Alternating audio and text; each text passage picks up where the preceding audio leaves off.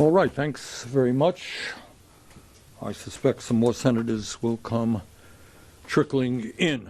Now, let me start off by just making a few brief points about where we are today and how we got to where we are. This government shutdown is taking place for one simple reason. For the first time in the modern history of our country, the majority party in the Senate, the Republican Party, which needs 60 votes to pass a budget bill to fund the government, is refusing to negotiate. Republicans have 53 votes in the Senate. Democratic caucus has 47. You need 60 votes to pass a budget bill. You have to negotiate. But for the first time in modern history, the Republicans are not negotiating. What they are saying is their way or the highway. They refuse to sit down and talk. And further, in terms of their contempt for the negotiating process, Mike Johnson, the Republican leader in the House, has given his members a 6-week paid vacation. So here we are in the middle of a government shutdown. Workers are not getting paid. People are worried about escalating health care costs. People are being worried about being thrown off the health care they have. And the Republicans in the House are saying, hey, guys, take a 6-week paid vacation. You don't have to be here in Washington, D.C. To me, that is pretty insane. And let me be clear what it would mean if Republicans got their way and this so-called CR, continuing resolution, were to pass. First, it would throw 15 million Americans off the health care they have because of massive cuts to Medicaid and the ACA. And what studies from Yale and the University of Pennsylvania and elsewhere indicate that when you throw 15 million working class and low-income people off the health care they have, 50,000 of them will die unnecessarily every year. So what this legislation is about is whether we vote to allow 50,000 of our fellow Americans to die unnecessarily every year because they were thrown off of Medicaid and the ACA.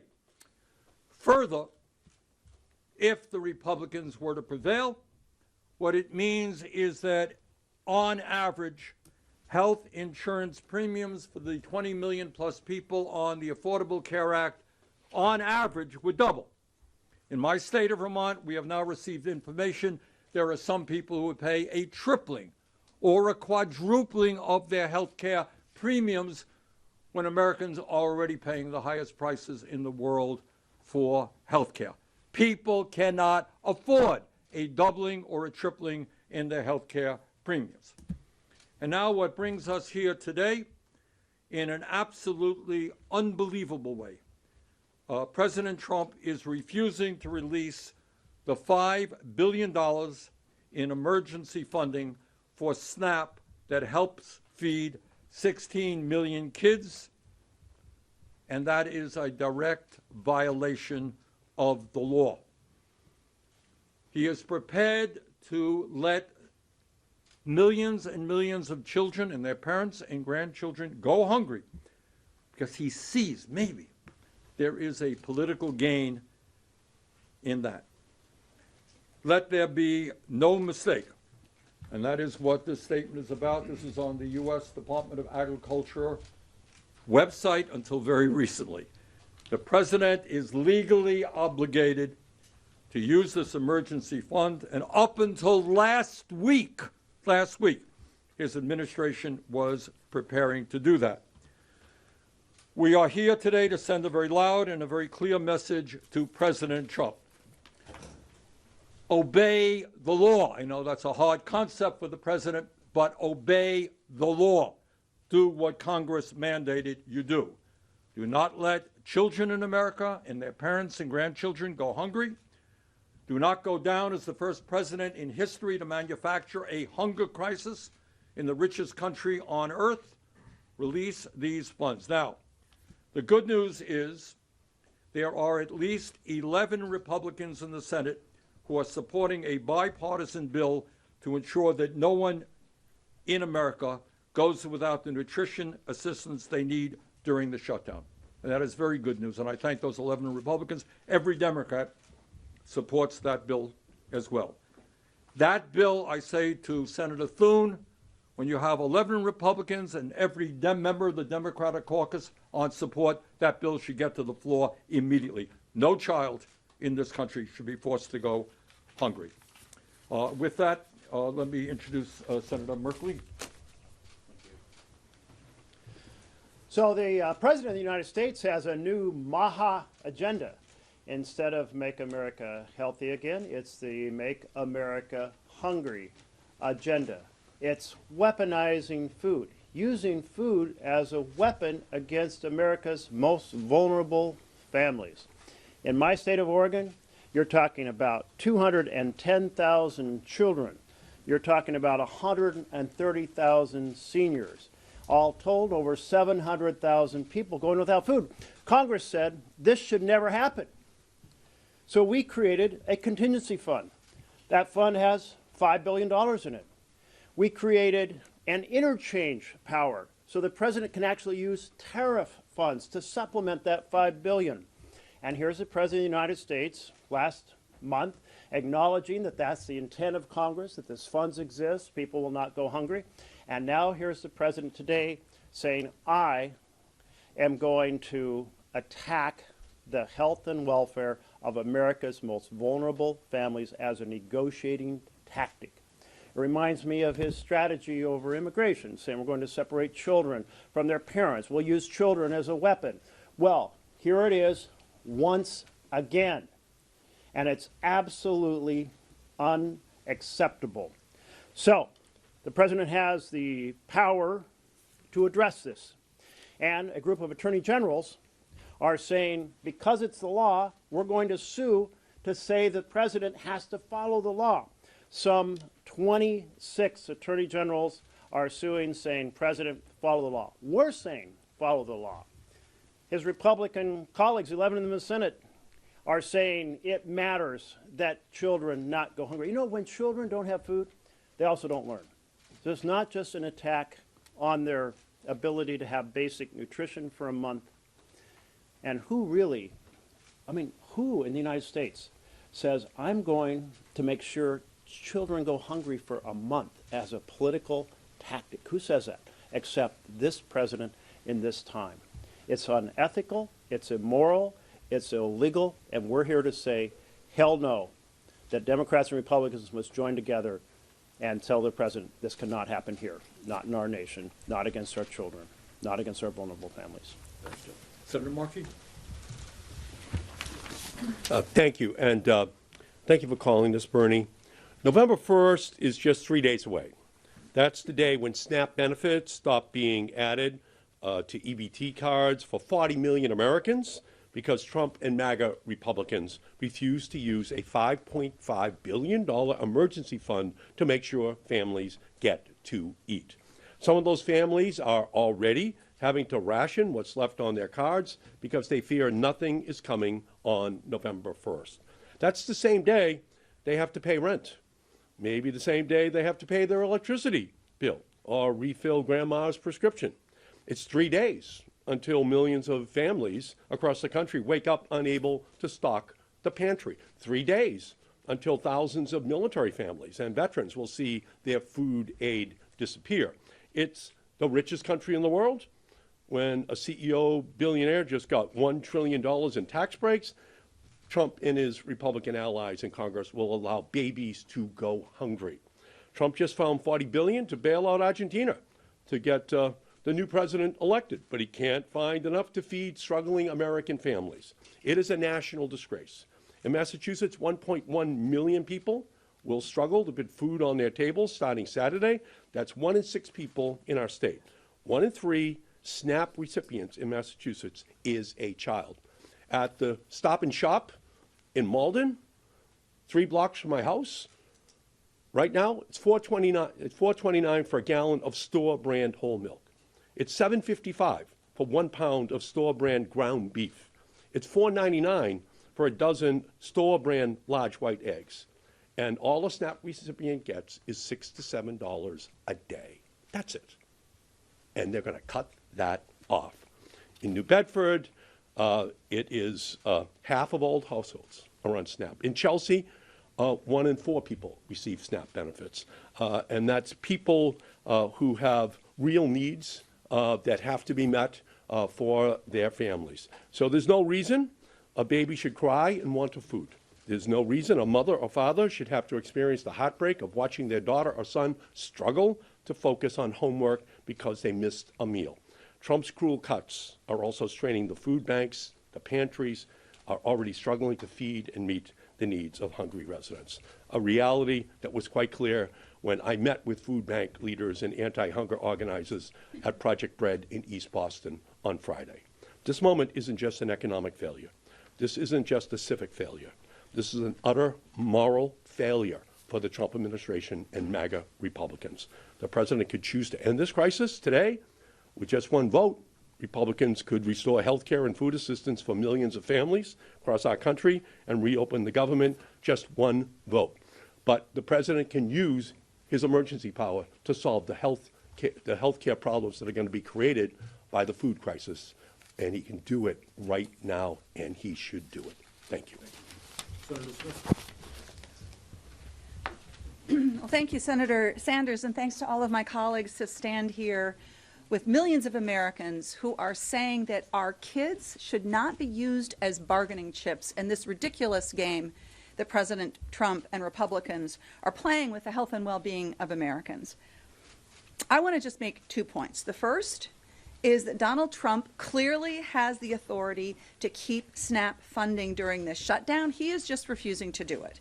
His own USDA, as Senator Sanders just showed us, told the public that they had the authority. They put it up on the website, and now they've taken it down because they are cruelly using people as their bargaining chips.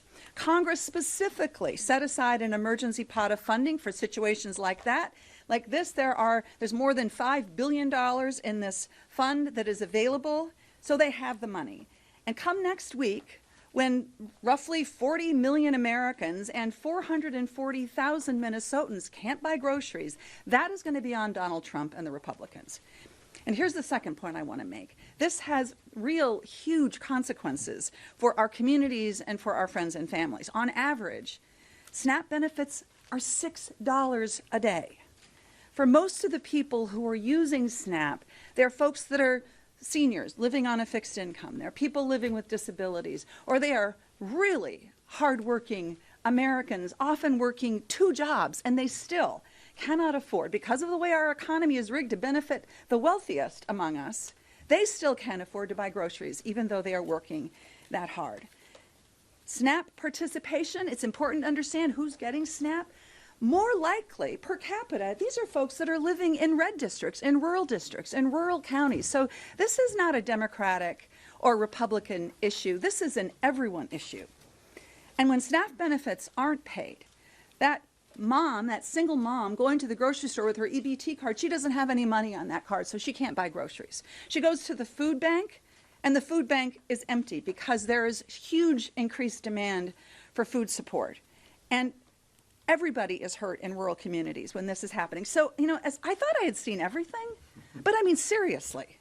Last summer, Donald Trump and Republicans paid for huge tax breaks for billionaires and for the wealthiest corporations by slashing health care and by slashing food benefits for working Americans. And now, what are they doing? They want to use hungry children as leverage to get Democrats to give up our fight to lower health insurance premiums. I mean, they're essentially telling America, you've got 2 choices. You can have dramatically higher insurance premiums, or millions of Minnesotans and millions of Americans can go hungry. And we all know that that is not the real choice. These are not our only choices. And Americans should not be forced by this president to choose between health care and food. So what needs to happen is really obvious. It's really clear. House Republicans need to come back to Washington, end their vacation, and get to work. We need to negotiate a deal. The president, who talks about the art of the deal, needs to get involved in the art of this deal to lower health care costs and make sure that people have the food that they need. Senator Welch. Thank you, Bernie, for calling this. Number one, this is not about the shutdown. You know, many of you who have asked us, are you getting pressure because now SNAP benefits are going to expire, and therefore shouldn't you reopen government? That is a fair question, but there's a clear answer. This has nothing to do with the shutdown. The law requires, and the funds are available to continue SNAP right now without any interruption. So that is a decision that the president is making on his own, to allow people to go hungry when he has the power to continue the SNAP benefits that folks desperately need. And it is desperate. I mean, the folks who rely on SNAP, $6 a day, and you can barely buy a pound of hamburger in Chelsea. But that is real. The other thing is a lot of the questions you ask are about the tactics. Who's doing what? How are you going to get them to negotiate? That's why I think stepping back and having some context, there really was a one big beautiful bill that really did provide incredible tax cuts for very wealthy people and corporations. There really was a big beautiful bill that cut food benefits and cut health care. And we are fighting for what Republican families and Democratic families need, and that's health care. Taking away the health care, the tax credits, and this applies to folks who are working, buying in the marketplace, means that they're not going to be able to afford it and they're going to lose it. You know, in Vermont, Bernie mentioned this, but it's astonishing when we see some Vermonters, because we have really high health care. A family who's making 60-year-old family, $82,000 a year, they can have a premium increase of $23,000. And then the folks we represent, Bernie, you're getting these letters, I am, and I know all of my colleagues are. There's panic among folks who need that $6 a day. And just a couple of people, a woman in St. Johnsbury, we will either be evicted or hungry. Which would you choose? A woman in Essex, without SNAP, I will not be able to eat or get through the month. The situation is out of control. A Vermonter in Brattleboro, I am terrified to hear I'll likely have no grocery money next month. Now, the heartbreak for me about this is not about the politics of who's on first, who's winning, who's got the right move. The politics of this are, do we all want to meet the obligations that we have to the people we represent? And Republican families, Republican farmers, Republican small businesses, as well as their Democratic counterparts, are all the ones who are going to suffer if we don't act. It's totally inexcusable, and it's completely unnecessary. Senator Murphy. Thank you very much, Bernie. Listen, I think we have to understand that Donald Trump and Republicans have one priority and one priority only. That is the enrichment of their billionaire and corporate friends at the expense of everyone else. The big beautiful bill is a simple enterprise, the most massive transfer of wealth from the poor and the middle class to the rich and affluent in the history of the country. Included in that big beautiful bill is a massive cut to nutrition benefits. And so the tactics they are using today are in service of maintaining their one single priority, the tax cuts that they were able to gift to the very wealthy and the very powerful. The richest families in this country in the big beautiful bill got a tax cut of $270,000. And so it shouldn't surprise anyone how outrageous these tactics are. One is to tell House Republicans to not show up for work, right? I know you guys have to write a new story every day, but there's really only one story, which is that the House Republicans have been AWOL from their jobs for the entirety of the shutdown because it's easier to protect your tax cuts for the wealthy if you don't even require your employees to show up on the job. It is extraordinary to put families in this country through the horrific, mind-altering pain of knowing that your children are going to go to bed hungry at night. But it's in service of protecting the tax cuts for the wealthy. As Tina said, what they believe is that they can put people through such horrifying pain in this country that Democrats will agree to a budget that allows for those tax cuts to continue and spreads even more pain amongst people through the evisceration of our healthcare system. So we are here today talking about this illegal decision that the president has made to not spend these contingency funds because only one thing matters to him: preserving those tax cuts. We are here as the only body showing up for work today because only one thing matters to Donald Trump: preserving those tax cuts. No president in the history of this country has ignored that law, has during a period of shutdown refused to spend the contingency funds, because no president prior to this one was so myopic about helping only one small segment of people in this country, the very rich and powerful, that they were willing to do such enormous, unconscionable damage to the most vulnerable families in this country as a tactic to try to make sure that their help for the powerful is maintained. Senator Van Hollen. Thank you. Thank you, Bernie. We know that Donald Trump and Republicans here in Congress and all their billionaire buddies don't care about slashing and now terminating food assistance programs for 40 million Americans, including 16 million kids. How can we say that with confidence? Because, as my colleague said, they showed us who they were in what they called the Big Beautiful Bill. It was beautiful if you're a billionaire. For everybody else, it sucked. And one of the things they did was cut food assistance programs for almost $200 billion to help finance those tax cuts for their billionaire buddies. That was a choice. It was an intentional, deliberate choice. Tax breaks for billionaires at the expense of kids and other on food and nutrition programs. And what they're doing right now is also a deliberate choice. They are using this Trump shutdown to inflict unnecessary pain on the American people. We've seen this already in the context of federal employees, where they've been illegally firing federal employees. Just within the last 48 hours, a federal judge said that they were imposing political retribution on federal employees. We know what Russ Vought told the country he wanted to do. He said he wanted to impose trauma on federal employees. And now what they're doing is using these cuts to food and nutrition programs to impose trauma on all of the American people. And we know it's deliberate because, as my colleagues have pointed out repeatedly, this statement was on the Department of Agriculture website just within the last few weeks.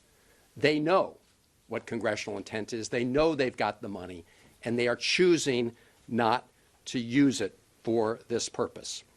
So this is a sadistic policy being imposed by Russ Vought and Donald Trump and Republicans, depriving 40 million Americans of food, nutrition assistance to keep paying for their billionaire buddies' tax cuts. I looked up in Webster's the definition of sadism, and the definition is to delight in cruelty. That's really sick. But that's exactly what Donald Trump and Russ Vought and Republicans are doing.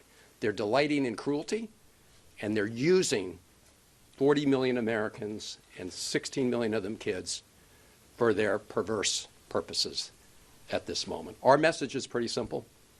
You don't have to do it. In fact, the law says you should spend the money to make sure that we feed hungry Americans. So don't do it, and join us, as we've done 7 times now, to vote to reopen the government without giving Donald Trump and Russ Vought a blank check, and also to bring down health care costs that are going through the roof. That's our message. Senator Warren. Oh, thank you. Excuse me. For the first time in American history, a president of the United States is shutting down access to food for millions of Americans. Donald Trump has made the decision to let people across this country go hungry. Trump is telling 15 million hungry children, eat dirt. Trump is telling 1 million hungry vets, eat dirt. Trump is telling 8 million seniors who are hungry, eat dirt. That is how much Donald Trump cares about the children, the veterans, the seniors, the people of this country. Look, Donald Trump knows how to round up money. He's managed to round up money for a gold-encrusted ballroom to replace the East Wing of the White House. He has managed to round up $40 billion for Argentina, but he can't manage to round up 1 nickel for hungry children in this country. This is a manufactured crisis. Donald Trump and the Republicans, part one, decided to cut benefits for those who are hungry in the big, beautiful bill. Part two is the government shutdown. Donald Trump and the Republicans would rather shut down government than help Americans afford their health care. And part three is Donald Trump and the Republicans ignore current law, ignore the $6 billion already sitting in reserve in order to deny hungry people access to the food they need. So while Donald Trump is dreaming of well-done steaks with ketchup to be eaten in his gold-encrusted ballroom, little kids will go hungry. I am proud to be here with the Democrats who are fighting back. Thank you. Okay. Thank you. Any questions? Yes, right here. Yeah. Tell us where you're from. I'm Gabe Hawkins. I'm from the Bill News Service. This is for any of the senators, but do you think that the unpopularity of SNAP benefits being taken away and all the lawsuits that attorney generals are filing across the United States, do you think that's going to have any sway with Trump and the Republicans? Damn right I do. Look, what people understand is you got a multi-billionaire in the White House palling around with people who are worth hundreds of billions of dollars, giving these people massive tax breaks, and at the same time telling families in this country who are struggling to put food on the table to feed their kids that we don't have the resources for them, when in fact Congress has appropriated over $5 billion to do that. Do I think the American people are going to respond strongly? Damn right I do. Yes, ma'am. Thank you so much. Senate Democrats are continuing to reject the House-passed CR to open the government, but since Congress does have the power of the purse to fund the government, how do you justify blaming Trump to fund all these various aspects of government when it's Democrats who continue to vote to keep it on? Excuse me, this is, why don't you read this? What this is congressional mandate. It is acknowledged by the Trump administration. What they are saying is, we acknowledge that there are over $5 billion in a fund that in the event of a shutdown will be released in order to continue the SNAP program. That is not unequivocal. That is the reality. Let's have a president who obeys the law for a change. Yes, ma'am. Yes, for Deutsche Welle. Sir, you talked about the 11 Republicans who are joining your cause. Do you think there will be more after November 4th when it really hits? Well, I think myself, others can jump in here. My own view is yes. I think the demand here is, first of all, of course, that Trump obey the law and release that funds. The second demand is that Mr. Thune listens to 11 Republicans and every member of the Democratic caucus and bring that bill to the floor. If your question is, do I think even more Republicans will come on board? Yes, I do. Yes, ma'am.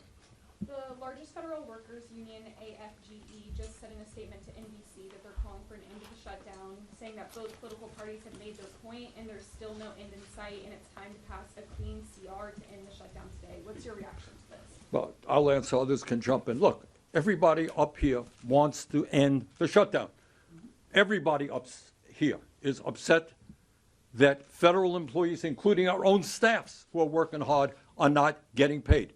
We all want our federal workers to get paid. But we also want to make sure that children in America are fed. We also want to make sure that 50,000 people a year do not die unnecessarily when they are thrown off of health care. And we also do not want to see health care premiums doubling for 20 million people. Yes, ma'am. Patron Yusuf with Gray, thank you. I want to follow up on that question. Is there a point in the future that you see where Democrats may decide it's just easier to vote on it? Look, I think what this thing ends up being about, I wish I could say otherwise. There's one man who's going to end this. I guess he's an Asian now and is whatever he's doing.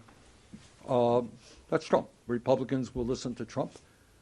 Now, Trump may be crazy and he may be a pathological liar, but he's not stupid, and he's not a bad politician.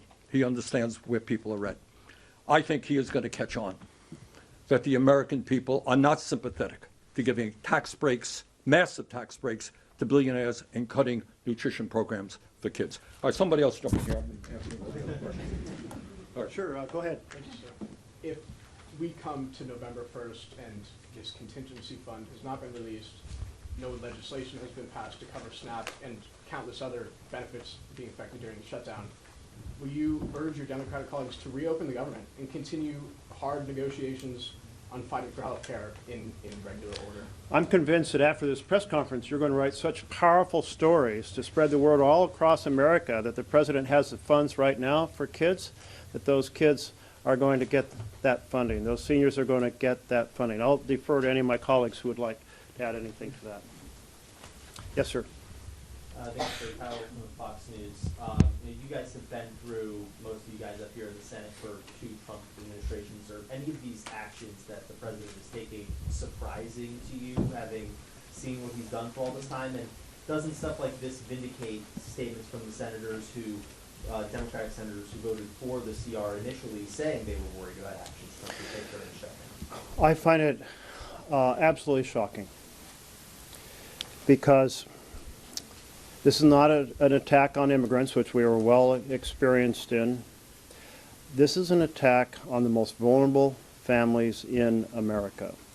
And this is not because either side can say, well, legislation needs to be passed in order to fund this program, because the legislation was already passed to fund this program. The money is sitting in the federal treasury, $5.5 billion. In addition, there's interchange authority that allows tariff funds to be used to supplement that. And the president likes to brag about how much money the tariffs are raising.